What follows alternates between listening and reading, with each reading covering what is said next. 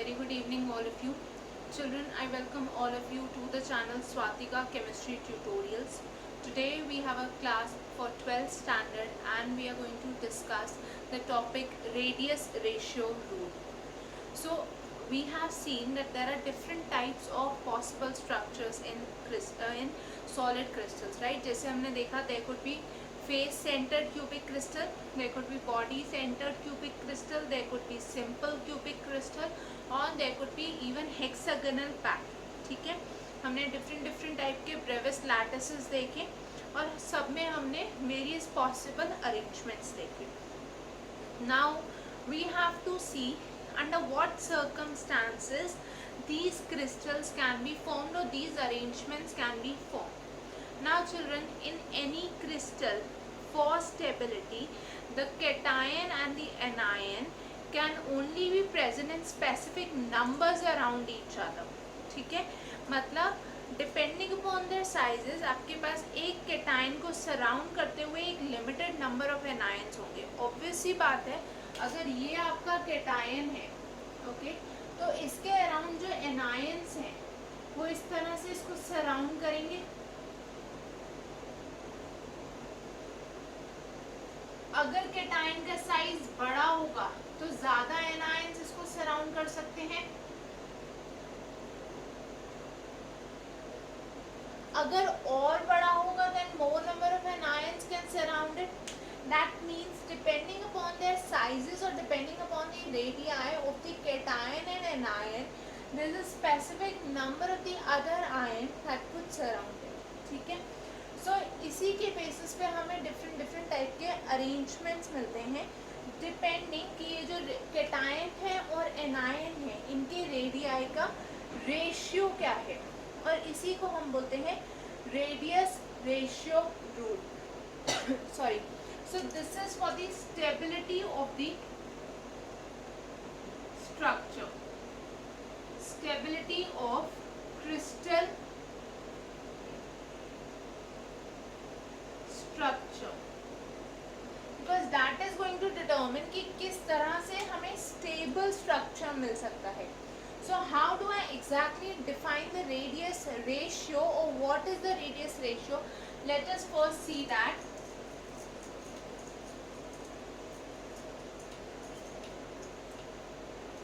The radius ratio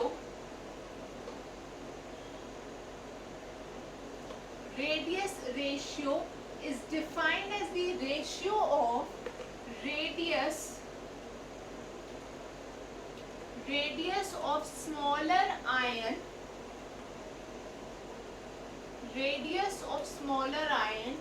divided by the radius of larger ion. ठीक है, radius ratio को हम हमेशा बोलते हैं radius of the smaller ion to the radius of the larger ion. जो भी छोटा आयन है उसका रेडियस आप लोगे न्यूमरेटर में, और जो लार्जर आयन है उसका रेडियस हम लेंगे डिनोमिनेटर में. सो चिल्ड्रन, नॉर्मली हमारे पास जितने भी क्रिस्टल स्ट्रक्चर्स होते हैं जनरली हमने उनमें देखा है that the cation is the smaller ion and the anion present in the crystal structure is larger or it has a greater radius. तो हम normally radius ratio को r plus upon r minus भी लिख देते हैं, because normally the cation is taken to be smaller than the anion, but there are certain exceptions. कुछ ऐसे भी crystals आपको मिलेंगे जहाँ पे cation का size बड़ा होगा और anion का size छोटा होगा. Now please do not get confused with the fact कि normally हमें पता है cation anion से छोटा होता है. वो एक particular element के cation और anion को हम compare करते हैं. ठीक है, जैसे अगर मैं आपको बोलूँ कोई भी atom है, atom ने एक केस में इलेक्ट्रॉन लूज किया और दूसरे केस में गेन किया, then we can compare them. But here we are talking of different cations and anions. Obviously crystal में अलग अलग टाइप के केटायंस और एनायंस प्रेजेंट हैं, right. I hope children this is clear to everyone. Now based on this ratio we can identify the type of structural arrangement that would be present in any crystal. Let us see what are the different possibilities along with the examples. For example, we have first case में हम ले रहे हैं r plus r minus first column में, second column में हम ले रहे हैं स्ट्रक्चरल अरेंजमेंट, और थर्ड कॉलम में वी आर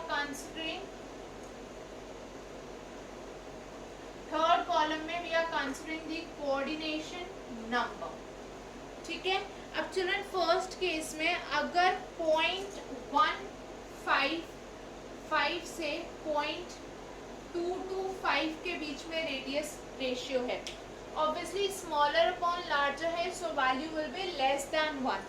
अगर इस रेशियो में लाई कर रही है रेडियस रेशियो की वैल्यू, इस वैल्यू में, इस इंटरवल में, then that means the structural arrangement is of the type trigonal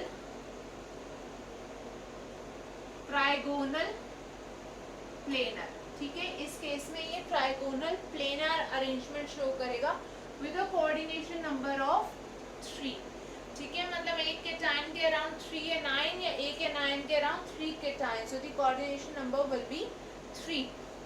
If this is in the range of 0.225 to 0.414, ठीक है. 0.225 से 0.414 है, so this is tetrahedral with a coordination number of 4. Okay. If it is in the range of 0.414 to 0.732, तो उस case में this is octahedral with a coordination number of 6.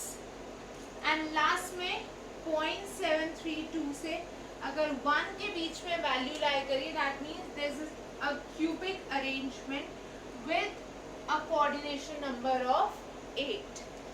So children, these are the different possible arrangements and the corresponding radius ratio values that will be there for all of these. ठीक है. इनके examples and numericals related to these we will cover as we proceed with the chapter. ठीक है. इन सब के लिए जब हम न्यूमेरिकल्स करेंगे तो आपको इनकी एप्लीकेशन क्लियर हो जाएगी. Now let us move to the next topic, that is density of unit cell.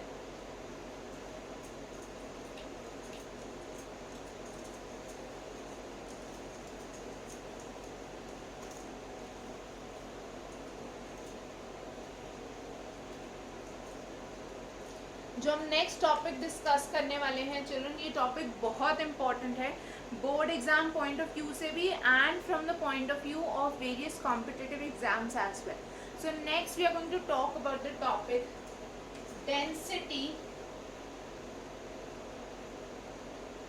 Density of unit cell.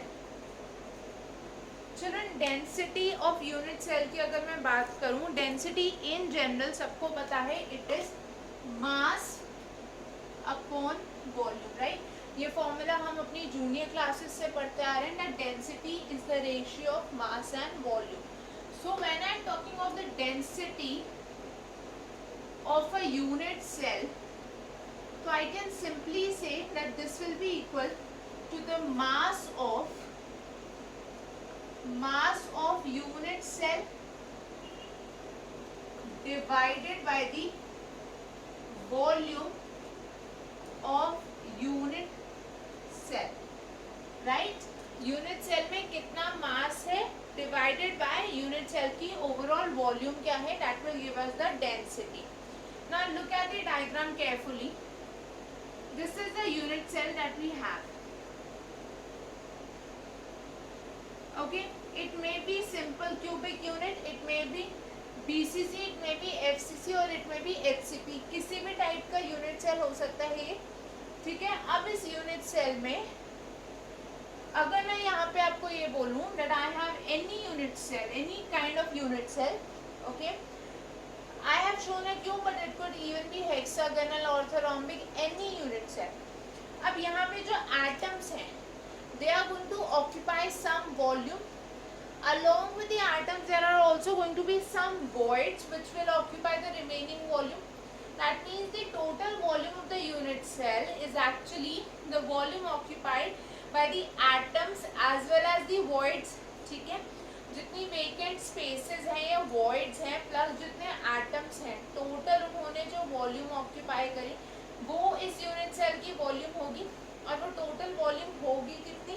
That will be actually equal to the volume of this cube which will be a cube.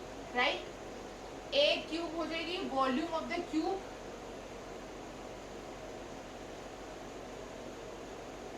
ठीक है, because each of the edge is considered to have an edge length of a. तो volume of cube आ गई हमारे पास और volume of unit cell हमें मिल गई. Now children, mass क्या होगा? ऑब्वियसली द वेकेंट स्पेसेस और the voids they are not going to possess any mass. So mass of the unit cell will be given by all the atoms present in the unit cell, right?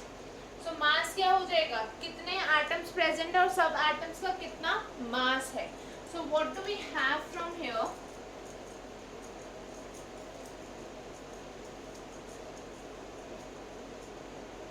We can say that mass of unit cell is equal to number of atoms in unit cell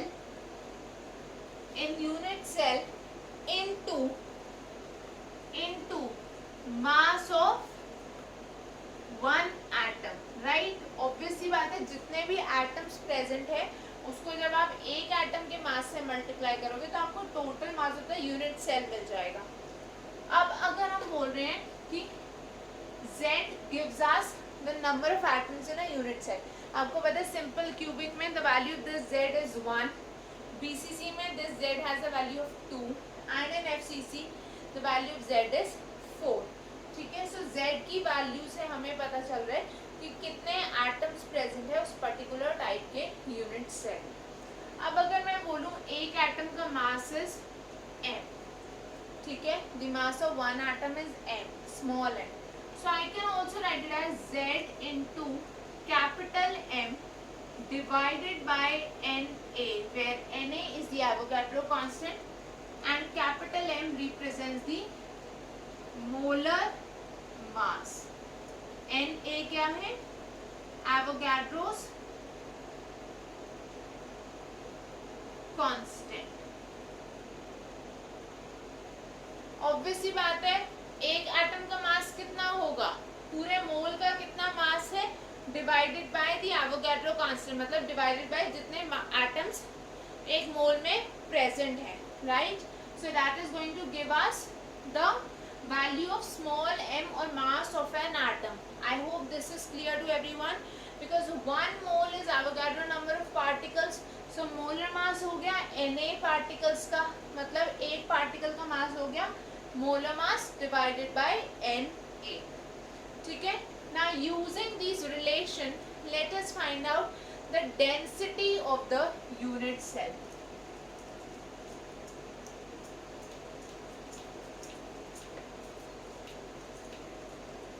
density आप सबको पता है, हम represent करते हैं with small d और sometimes we also use the symbol rho. Right,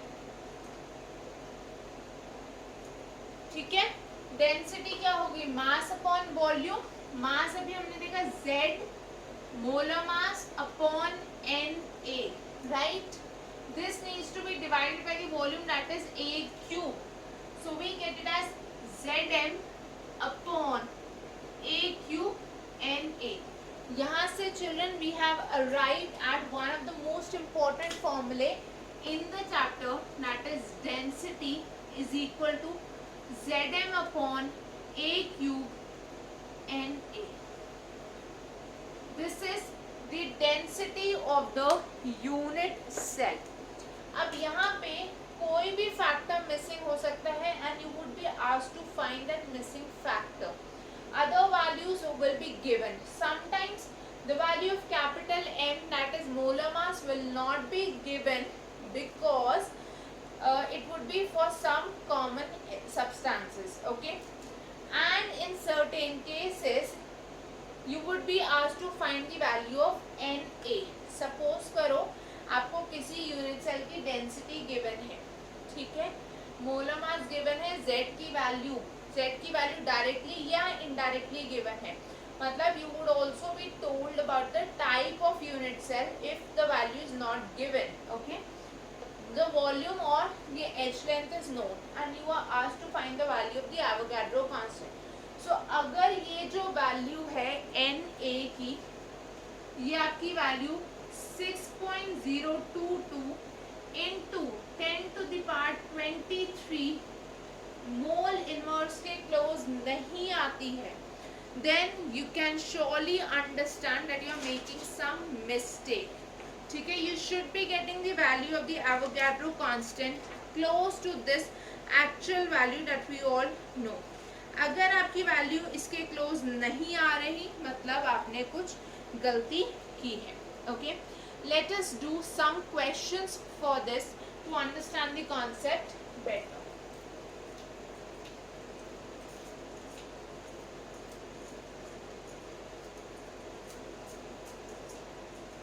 You can all write down this question. The question is, there's an element, ठीक है, सबसे पहले आपको गिवन है बीसीसी टाइप अरेंजमेंट है या बीसीसी अरेंजमेंट है, ठीक है, इसमें क्या है, एटॉमिक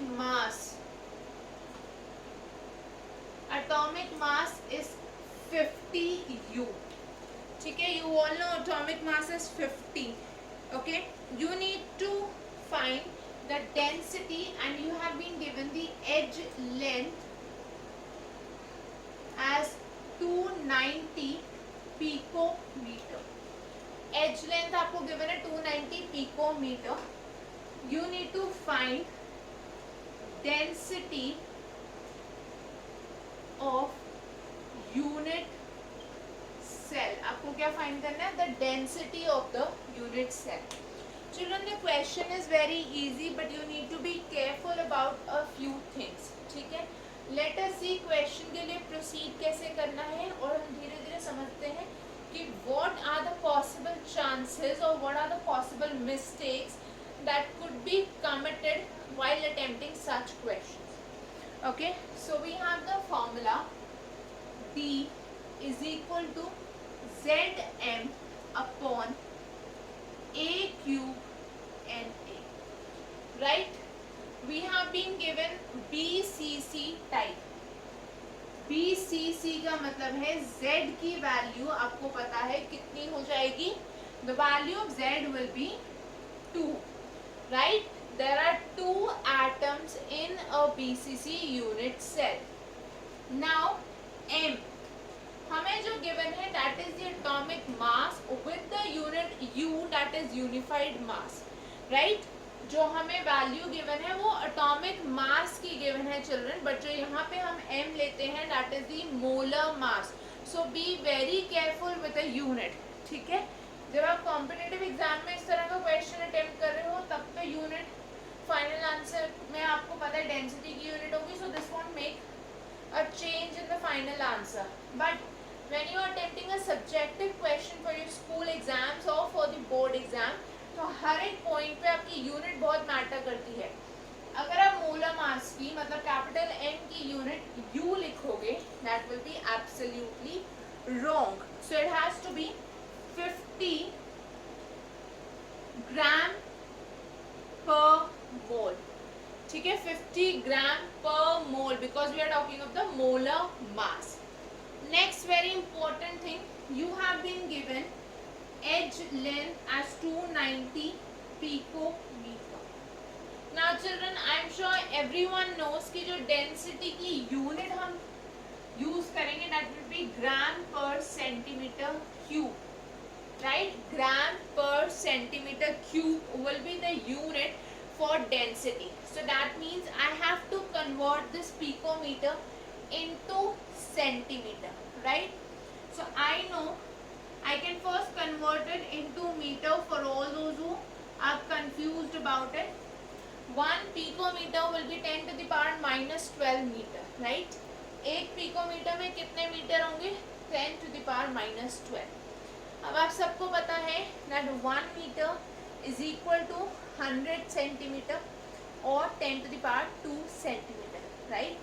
1 मीटर में 100 सेंटीमीटर होते हैं, सो यहाँ से हमारे पास आ गया 290 into 10 to the power -10 centimetre, ठीक है। So this is the value of edge length in centimetre. Now putting all of these values, हमें क्या मिला है यहाँ पे? 2 into 50 gram per mole divided by A cube, मतलब 290 इंटू 10 to the power -10 का क्यूब। अब ये सेंटीमीटर था, so it will be centimetre cube.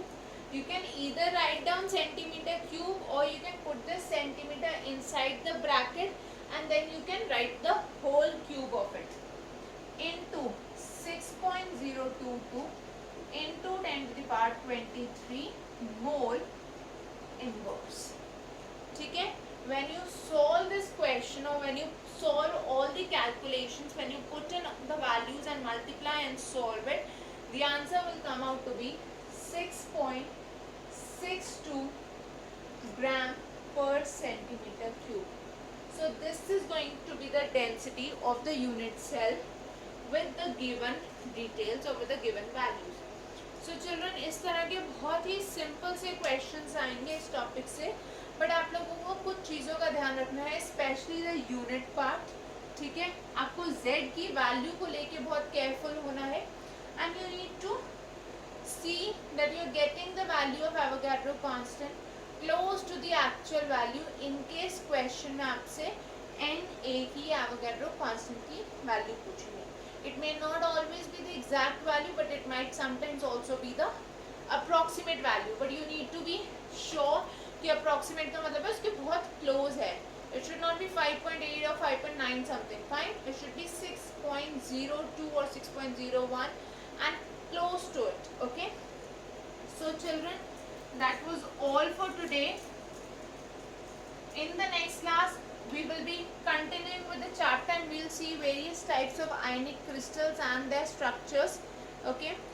Till then you can post your doubts in the comment section or you can mail them on the ID Swatika tutorials@gmail.com।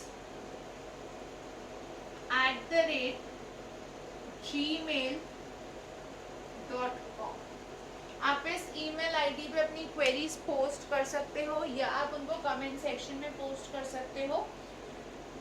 Till the next class, don't forget to like, share and subscribe to the channel. Thank you everyone. Bye bye. Have a great day. See you all next time.